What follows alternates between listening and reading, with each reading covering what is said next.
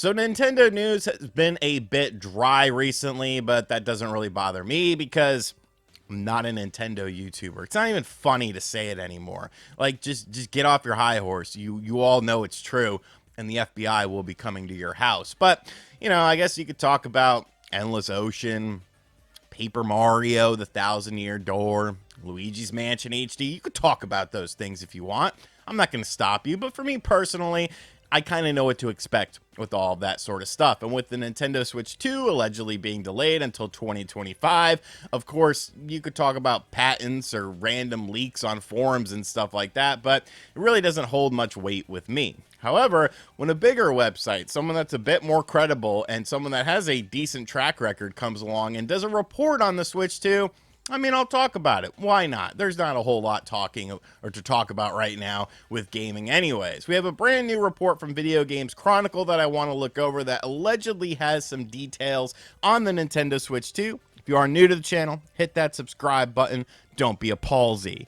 Switch 2 reportedly has magnetic Joy-Cons, might not support existing ones. It's also claimed that the current Pro Controller will be compatible with Nintendo's new console. Now, this just went up on Video Games Chronicle's website, really just very soon. I don't really understand the timing of this because I guess maybe they're England-based or something. I don't know, because I'm filming this before 10:08 p.m. Maybe I'm a time traveler and I went back in time. I went back in time to give you guys this information. You're welcome.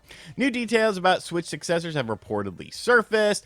Long-running Spanish video game website Vandal claims to have received information about the console from sources at peripheral manufacturers. According to this site, Switch 2's Joy-Con controllers will be attached to the console magnetically. Magnetics or magnets, how do they work?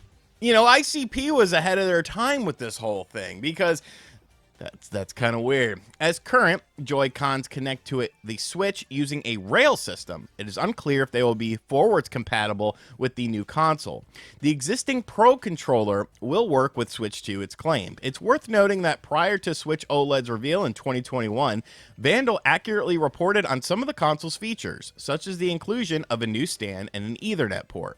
VGC reported in February that Nintendo had internally delayed the launch of its console from this year to early 2025. One publishing source suggested the delay was that so it could prepare stronger first-party software for the console, while others have claimed this move was made to avoid potential hardware supply issues. And that's pretty much what we have going on here, alleged dev kits, different screen sort of information, but magnets.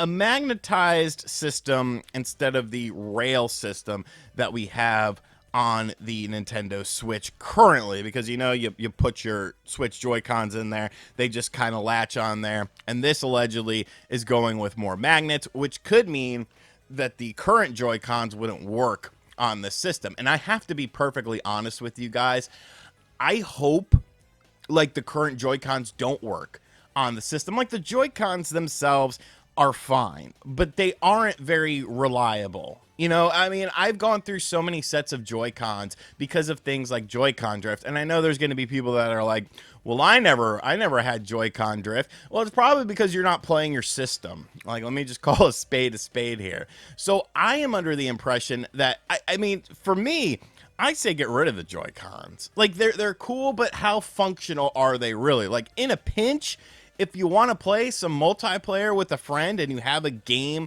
that happens to support single Joy-Con use, I guess it's kind of cool, but to me it was always more of sort of a gimmick than, something that was actually functional, especially if you had any sort of decent sized hand. If you were a kid, then yeah, sure, it'll work. But if you're anyone over the age of 16 and your hands are starting to grow, I have small hands, and even for me it was a pain in the ass to use a single Joy-Con to really play a game. You could have fun with it, to some extent, but I don't think it was very functional as far as actually playing a game is concerned.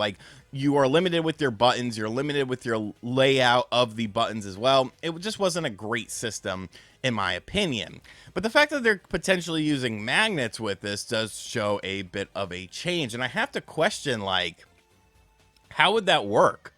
Because, magnets, magnets are good, But I feel like if you're relying solely on a magnetic thing and you are indeed doing a refurbished Joy-Con, or a redesigned Joy-Con to put on the system, like, is that going to be as reliable as something as like a rail is concerned? Because the rail itself is a bit more stable, whereas a magnet, like, unless it's just like a super strong magnet, like, I could see that becoming detachable, like a detachable Joy-Con like we have now. That's a bit of a joke, but like, I could see it detaching a lot easier than if it's on the rails. Like, I've never been in a situation where I was playing my Switch in handheld mode and like the Joy-Cons flew off and like broke off the rails or something like that. But with magnets, I feel like it would be a lot less stable. So for me, I'm just tired of Joy-Cons. Like, I get it. They're cool. They're quirky. You could throw a design on there and people buy them. So it makes sense for Nintendo to want to go in that direction, to have some sort of Joy-Con with this new system, because I don't really envision this system being a huge departure from what we have now in terms of ergonomics, in terms of the design. Like, I don't see this being a, situation where it's like Super Nintendo to N64, where you're reinventing the controller. You're essentially reinventing the wheel of what you do to create your video games and how you play your video games. I think the Switch itself is a good design. Is it perfect? No. There's lots of things you can do to upgrade it.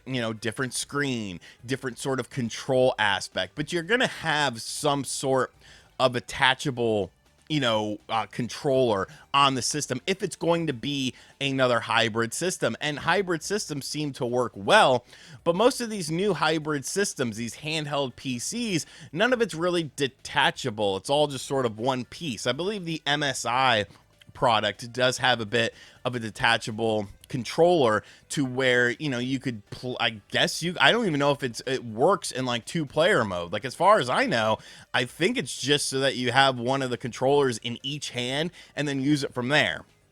So I don't know. I'm kind of over Joy-Cons personally. I could live without them. If a controller was just built into the system itself, I think that would be a little bit better for me. But I know people out there will disagree. They'll be like, oh, well, I wanna play it with my friends. And it's like, well, quit being a cheap ass and buy an external Bluetooth controller. But if the Switch Pro controller works with it, I mean, then you should be good. You can have your controller and you can block everything. But then you kind of, thinking about it, then you kind of get rid of the tabletop mode. But once again, how often is tabletop mode like really used?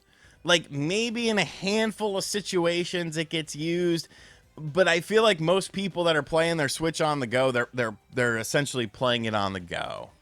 But I don't know. Maybe I'm wrong about this. Maybe people really like Joy-Cons and they like Joy-Con drift and buttons getting stuck all the time. What do you think about this? Are you hopeful that Joy-Cons do return, and allegedly they're magnetic now, so that that's, I guess, better than a rail system? Or are you tired of Joy-Cons? Would you like to see them removed and something a bit more built into the system? Let me know what you think in the comments section down below. And as always, guys, thank you for checking out this video. Check out VGC's article on this report if you want. I'll have a link to it in the description box down below. Hit that subscribe button if you're new. And as always, I'll catch you guys on the next one. Later.